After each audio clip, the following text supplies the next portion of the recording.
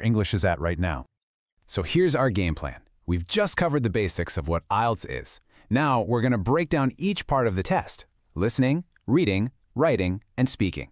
And then we'll wrap it all up with a clear path to success. Ready? Okay, let's kick things off with the first part of the test you'll probably encounter, listening. This whole section is about seeing how well you can understand spoken English in a bunch of different situations, from a casual chat to a university lecture. The listening test takes about 30 minutes, and you've got 40 questions spread across 4 sections. You'll hear a mix of things like conversations between 2 people and then monologues like a lecture. But here's the catch. And it's a big one. You only hear each recording 1 time. That's it. So you have to be totally focused. And they're going to throw a whole variety of questions at you. It's not just your standard multiple choice. You can expect to be filling in sentences, labeling maps or diagrams, completing tables, all sorts of things.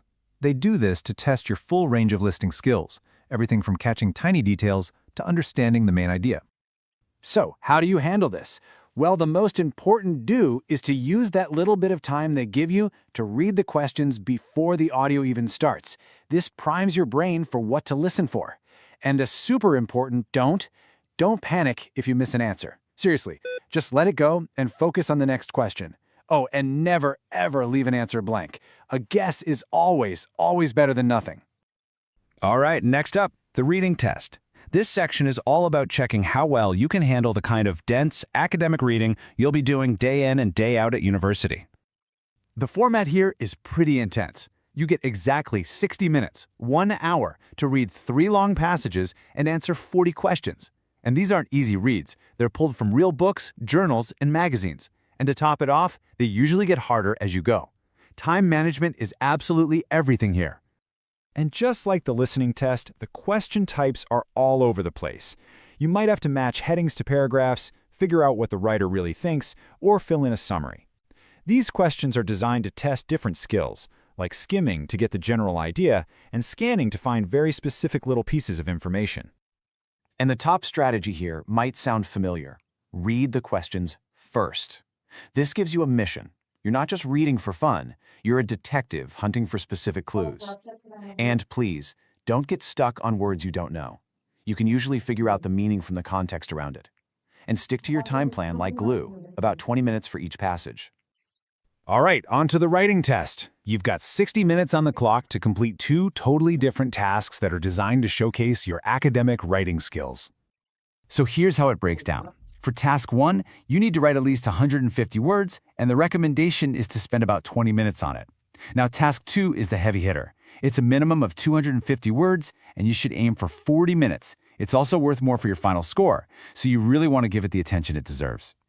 So what are these tasks? Well, they couldn't be more different. For task 1, you're basically a data analyst. They'll give you a chart, a graph, or a diagram, and your job is to describe and summarize the main points.